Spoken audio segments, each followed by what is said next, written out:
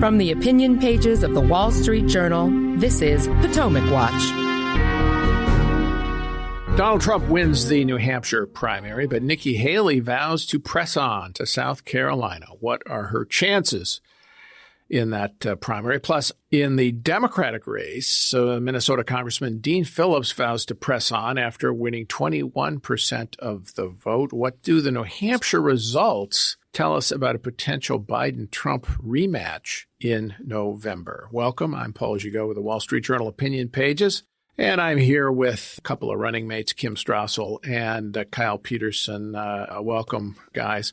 So Donald Trump won the primary by 11 points, 54.4% to 43.3% for Haley. Haley did better than the polls, most of the polls had said she would, and she clearly rallied in the final days after the race became between just the two of them. And DeSantis, Christie had dropped out. She got 60% of voters who decided in the last week, according to the exit poll. She also won 60% of independents, who made up about 46% of the electorate. But Trump won 75% of self-described Republicans, and that was the edge he needed. But Nikki Haley said she's going to continue the fight onto her home state in South Carolina. And let's listen to her talk about Donald Trump on Tuesday night. With Donald Trump, Republicans have lost almost every competitive election. We lost the Senate. We lost the House. We lost the White House. We lost in 2018. We lost in 2020. And we lost in 2022. The worst kept secret in politics is how badly the Democrats want to run against Donald Trump. Trump's a loser! He's a loser! They know Trump is the only Republican in the country who Joe Biden can defeat. A Trump nomination is a Biden win and a Kamala Harris presidency. Most Americans do not want a rematch between Biden and Trump. The first party to retire its 80-year-old candidate is going to be the party that wins this election. And I think it should be the Republicans that win this election. Well, Kim, the conventional wisdom is that Haley had to win in New Hampshire and to have a chance to go on. And before we get into her comments here, which were the most pointed against Donald Trump yet, what do you think of her performance? Look, I thought her performance was pretty darn good. As she said in that speech last night, they got almost half the votes. Now, that's a little bit of an exaggeration, as you said, 43.3. But I think her point was twofold, which is that Donald Trump did not run away with this. He didn't get 65, 75% of the vote, that something like half of the electorate close to was thinking of someone else. I think her other important point of the night is we are now the last person standing. The field has been cleared and she's moving on to her home state. We can talk about South Carolina.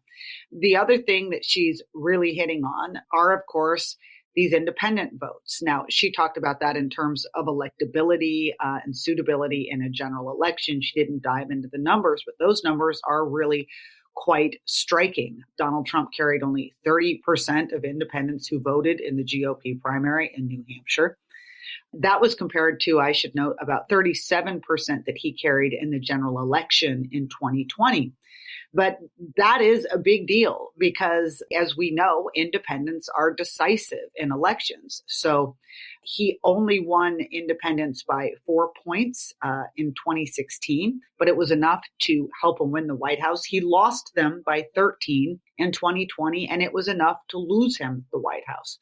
So while she's talking about this in generalities, I think one of the important aspects of New Hampshire was to highlight to future Republican voters some of the bigger stakes here in terms of a wider electorate and Donald Trump's vulnerabilities with key sectors of that, including even greater numbers of people in New Hampshire that said that they would find Donald Trump unelectable if he ended up being convicted of a crime. Just to put a couple of numbers on that last point, question was asked, as is typical in these exit polls, how happy, satisfied or not would you be with the nominee when they name the candidates. And 21% of GOP primary voters, that self-described Republican voters in New Hampshire, said they will not vote for Trump if he's the nominee. And 68% of the independents who talked to exit pollsters said they'd be unhappy if Trump were the nominee. If that would turn out to be true, then Trump is toast. He can't win because even if he gets a huge turnout on the Republican side, which he did in this primary, he's just not going to be able to get over the top. You really do need at least 90% of GOP voters, Kyle, and then independents. Kim summed that math up earlier. Yes, these independents really matter, and that's why I don't think it's a persuasive line that you're hearing from the Trump camp that this was all Democrats and Democratic-leaning voters were the reason that Nikki Haley did so well in New Hampshire compared to Iowa. And I would point out again that the deadline to change your registration in order to vote in this primary, Republicans can vote in the Republican primary, Democrats can vote in the Democratic primary, and unaffiliated voters can vote in either. They can choose. And the deadline to change your registration was back in October, and there were only about 4,000 Democrats who changed their registrations in order to beat that deadline. So we are really talking about those hundreds of thousands of voters who are independents and they don't see themselves in either party. I would also point out that there are similar numbers on the Republican side that ought to be a huge warning light. There was a Fox News voter analysis, apparently of about 1,800 people that the network talked to. And this is a similar question, but this is for New Hampshire Republicans only. So this is not those unaffiliated independent voters. How would you feel if Trump wins the nomination? 53% said satisfied, 11% said dissatisfied, still will vote for, and 35% said won't vote for Donald Trump. And again, these are Republicans in New Hampshire. And so I think this is a huge warning sign. Yeah, 35%, that's extraordinary, Kim. Yeah, can I just note, by the way, Donald Trump only lost 9% of his self-identified conservative base in 2020, and it was enough to lose him the election. What's interesting to me as well is that in his comments on Tuesday night, Trump essentially derided Haley for winning independents. Said, well, she had to rely on that, as if those won't be crucial to actually winning in the general election. It's quite something. And a couple of other things that interested me in the exit polls, they asked, do you consider yourself part of the MAGA movement, Make America Great movement, the Trump movement? 62% of the voters said no, they weren't, which is interesting when you think about the assertion that somehow MAGA is now the dominant force within the Republican Party. Trump, no question, is the dominant political candidate, but MAGA, and at least not in New Hampshire. So, Kim, any other lessons you take away from this for November? So when you look at this, some people are going to say, okay, New Hampshire, by its own reckoning, by the numbers that we just put out there, is a little less conservative than the voter pool as a whole. So a little bit more open to Nikki Haley. Obviously, you had, independents, or I should say unaffiliated voters who could choose to vote in that primary. And then they're going to look and say, South Carolina, this is Trump land. Look at the polls down there right now, 30-point margin over her. And so really this race is over. And by the way, Paul, that was the thing that's just striking to me is, I agree with Nikki Haley that the political class is just falling all over itself to say that this is done, it's over. A whole bunch of more endorsements for Donald Trump last night. But it's not over. And I think she made a really good point that as you move into Super Tuesday, there are more states that are going to look a little bit more like Hampshire than they are like South Carolina. With independents who can vote in the primary. With independents who can vote in that primary, correct. And that the big thing that she's got to talk about, and I think she did a much better job of it in her speech last night.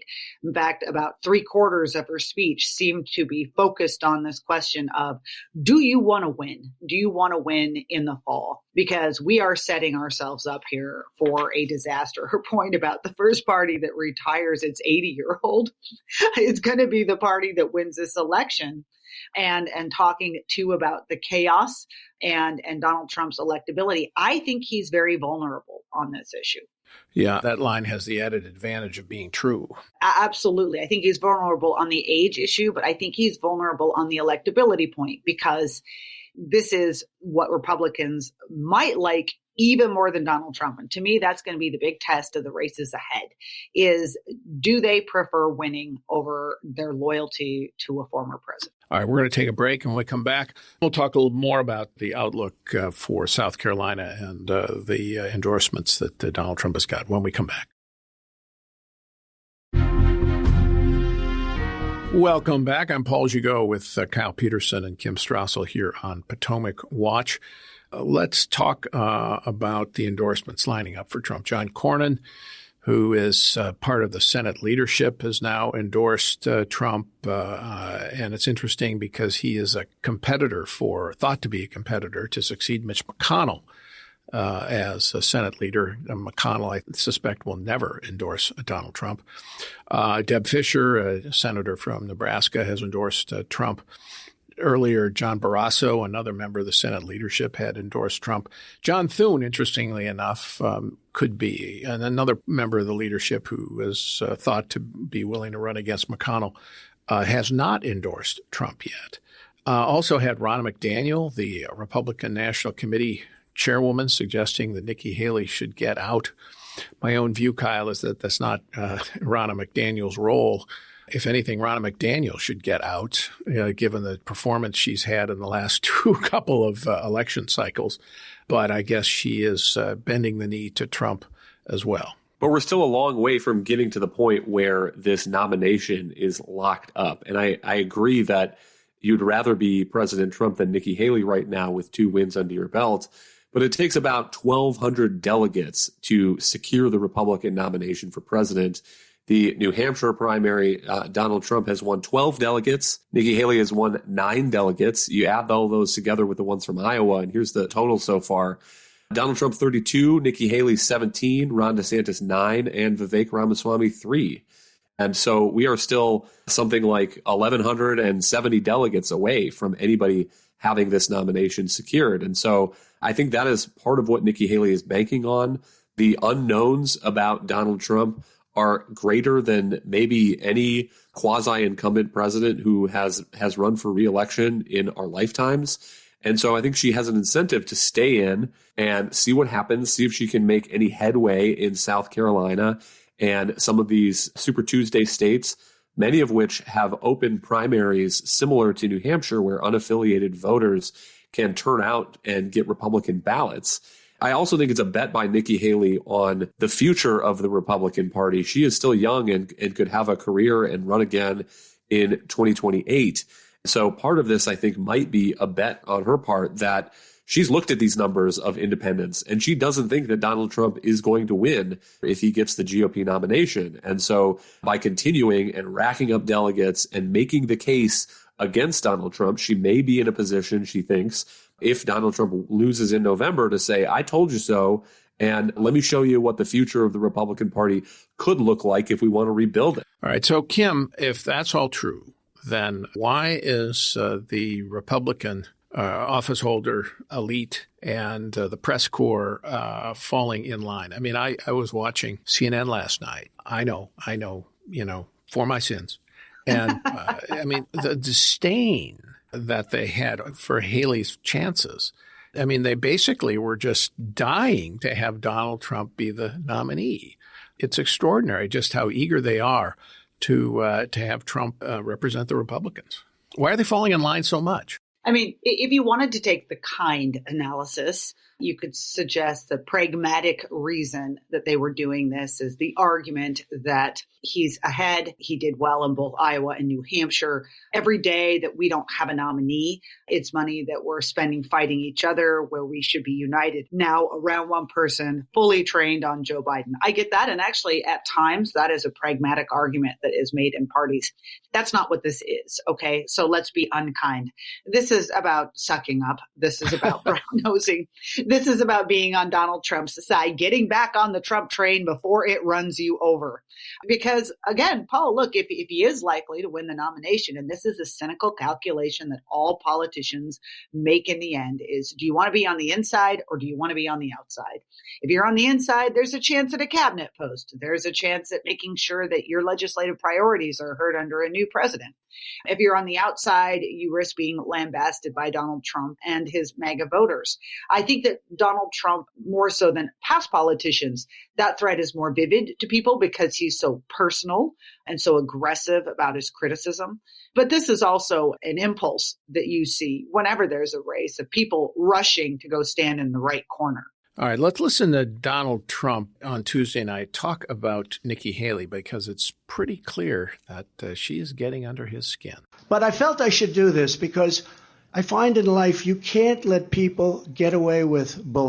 Okay? You can't. You just can't do that. And when I watched her in the fancy dress that probably wasn't so fancy come up, I said, "What's she doing? We won."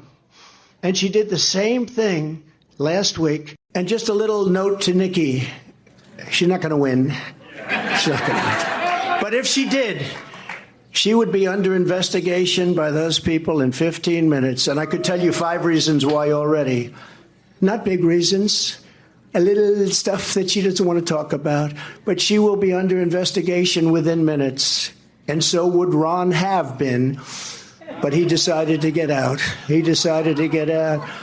Well, Kyle, so much for unifying the party, taking a shot at DeSantis even after he endorsed Trump. Perhaps somebody had told Trump that DeSantis, after he got out and endorsed Trump, has taken a shot at Trump's prospects to win the election, doesn't think he can win. And Haley, the smart play would have been for Trump to get up there and ignore Haley and aim his attention on Joe Biden. But he can't do that. And he insinuates that she is somehow got some deep, dark secrets that need to be exposed. It's typical Trump, okay? I'm not surprised by it, but it is part of his persona that rubs many voters the wrong way. And it was a markedly different speech than he gave after winning the Iowa caucuses, when he did seem more gracious and said some nice things about Ron DeSantis and Nikki Haley. And I think this also is part of Haley's strategy to needle him into saying the kinds of things that he said last night, making snide comments about her dress, reminding all of these independent voters the reason that they are saying that they are not going to vote for Trump ever again.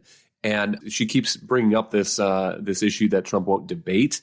I mean, I'm skeptical that Trump will ever step on a debate stage with her, but maybe needling him into it in this way is the best chance that she has in order to get that to happen. She's also similarly on the point about the age. She has gone after Trump as having lost a step.